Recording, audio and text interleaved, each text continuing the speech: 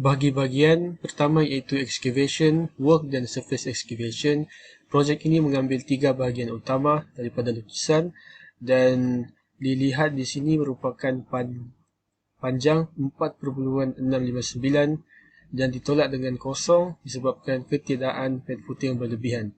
Seterusnya kami mengambil kiraan 4.875 untuk didarab dan mendapat nilai 22.7126.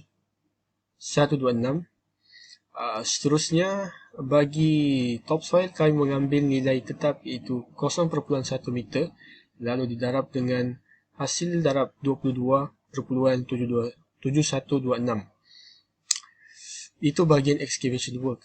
Seterusnya bagi surface excavation bagi area pertama iaitu kami mengambil 0.2 meter hasil tambah dan tolak concrete slab tambah hardcore lalu ditolak dengan nilai topsoil mendapat 0.2 meter dan hasil daripada tu 4.5425 merupakan nilai surface excavation.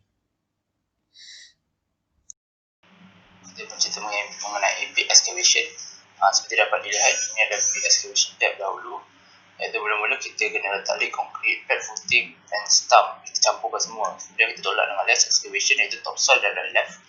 Dan kita mendapatkan nilai ini. Iaitu sekarang kita letak location untuk setiap foundation. Didarabkan dengan dimension foundation tersebut dan didarabkan juga dengan nilai kita dapat kat sini untuk mendapat ni excavation pit to column based on starting left kan. Lepas tu kita buat lagi sekali untuk dapatkan filling to excavation mat rising from excavation. Kemudian kita tolak iaitu deduct untuk dedukkan semua ni untuk mendapatkan nilai di bawah. Itu dengan nombor yang tadi iaitu less excavation iaitu topsoil dan left dan darabkan dengan ini kerana apa, kolom size kita berlainan jadi kita terpaksa hasilkan semua foundation kita kolom. Di kolom 9 kita darab dengan 2, di sini kita darab dengan 3 sebagainya. Dan di sini juga untuk dapat concrete base size pula kita darabkan 11 sebab kita punya population iaitu foundation kita size dia sama. Yang berlainan hanya dia punya type. Dan di bawah ni juga boleh dilihat perkara yang sama iaitu concrete binding juga menggunakan 11 location manakala kolom size di sini menggunakan kolom yang berlainan, size berlainan. Untuk trench excavation hanya diperlukan dengan panjang beam iaitu 4.471 setelah ditolak dengan kolom stump. Darab dengan reduce level 0.2 dan darab kedalaman 0.15 dapatlah 0.13413. Excavation trench to reduce ground beam starting from reduced level depth 0.2 meter. Nilai yang sama digunakan untuk remove excavation from site. Assalamualaikum warahmatullahi wabarakatuh. Kali ni kita cerita pasal concrete work. Concrete work juga sama seperti big excavation tadi iaitu kita menggunakan 11 location untuk 11 location foundation dan kita menggunakan 1003. 1003 tu apa? 1003 tu adalah dia punya foundation punya size dan darabkan dengan concrete punya size. Yang sama dari sini kita gunakan line kerana kita gunakan size foundation dan setiap foundation kita berlainan-berlainan kolomnya size ni. Bagi formwork, lebih kurang 11 kolom stump terdapat dalam projek ini. Kita lihat bahagian pertama iaitu 2 kolom stump yang mempunyai sama saiz di mana panjang 0.305 dan lebar 0.2 lalu didarab 2 untuk mendapatkan keseluruhan perimeter. Seterusnya didarab dengan kedalaman kolom stump 0.75 lalu mendapat nilai 1.52. Seterusnya bagi foundation kita mendapat nilai 1.3 dan mempunyai sama saiz.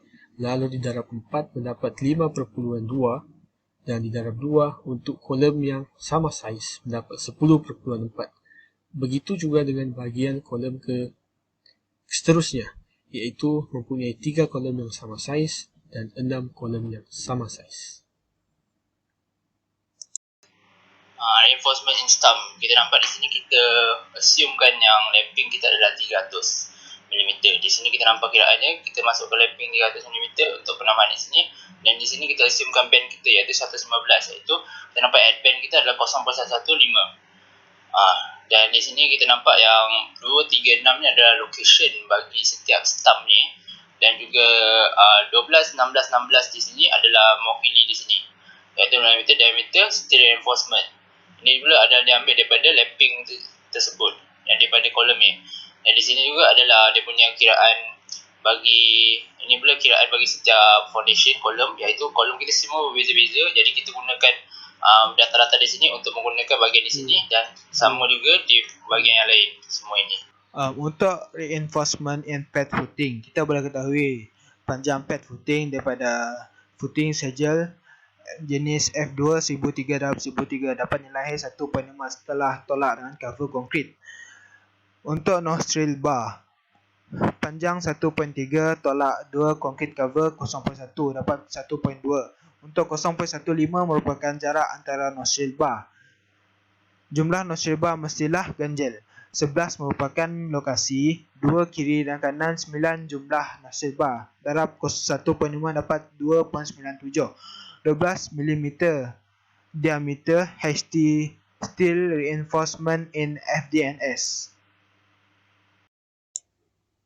Bagi bahagian konkrit in ground beam, kami membahagikan kepada 4 bahagian setiap kawasan, iaitu setiap area, disebabkan perbezaan kepanjangan dan kelebaran setiap kawasan. So di sini kami mengambil 4.596 lalu ditolak dengan stump di kawasan tersebut, dan didarab di sini merupakan 0.2 iaitu panjang beam section, dan didarab 0.05 meter iaitu lean concrete, dapat 0.04. Seterusnya mempunyai jarak yang sama iaitu panjang dan beam section 0.2 iaitu panjang dan 0.4 pada ketinggian beam section, dan mendapat 0.350 bagi keseluruhannya. Begitu juga dengan kawasan di area kedua dan area ketiga. Untuk formula to ground beam 3.8835, kita boleh dapat nilai ini daripada concrete to ground beam. Kenapa dia darab 2? Kerana kiri dan kanan. Dapatlah 7.767. Formwork to ground beam LCD 125 mm by 300 mm height. Ini merupakan jenis roda ground beam. Okay, kali ini kita cerita pasal reinforcement in ground beam. Seperti kita lihat ya, di sini kita menggunakan stump yang berada di sini, iaitu sifat-sifat, dan kita kira berapa panjang dia kan. So daripada kiraan-kiraan kita tolak dengan concrete cover sekali, kita dapat dia 3.3245. Di sini kita ada 2 band kerana setiap beam ni ada 2 band, dan kita tolak pula band ni dengan, kita tolak pula yang kita dapat ni dengan 60, iaitu kita punya konkrit. Seperti kita lihat, ini kiraan dia tanpa konkrit. Dan daripada kiraan-kiraan yang kita dapat dan didarab dengan 2 band ni, nilai ni akan didarabkan berdasarkan kolom-kolom yang setiap kolom-kolom yang berlainan di dalam area yang kita kira. Dan daripada situ kita boleh kira dia punya quantity measurement daripada width, iaitu lebar dia, dan daripada kita punya tinggi kita boleh cari. Dan daripada tu kita dapat L hook. L hook ni adalah kerana nampak dia 6 kan, 6 darab 2 dapat 12. Dan di sini pula sama jugalah, 4 darab dengan 2 dapat juga 8. Dan daripada sini kita gunakan area-area tadi tu, kita nampak kan, kita gunakan yang kita kiraan tadi dapat 18, kita guna kat sini, dan secara tidak langsung kita dapat reinforcement in ground beam. Kiraan yang ini pula adalah untuk hardcore dan concrete bed dan juga dam. Ini adalah kiraan-kiraan yang kita gunakan. Kita cari dia punya panjang dan lebar, dan kita lihat ini adalah hardcore, kita gunakan panjang dan lebar, kita dapatkan dia punya hardcore. Perkara yang sama boleh digunakan di dam proof, sama saja, kita gunakan panjang dan lebar untuk setiap area yang berbeza-beza. Dan juga concrete bed juga menggunakan begitu, tapi dia tambah lagi satu, iaitu kita gunakan hardcore concrete, THK, late hardcore concrete.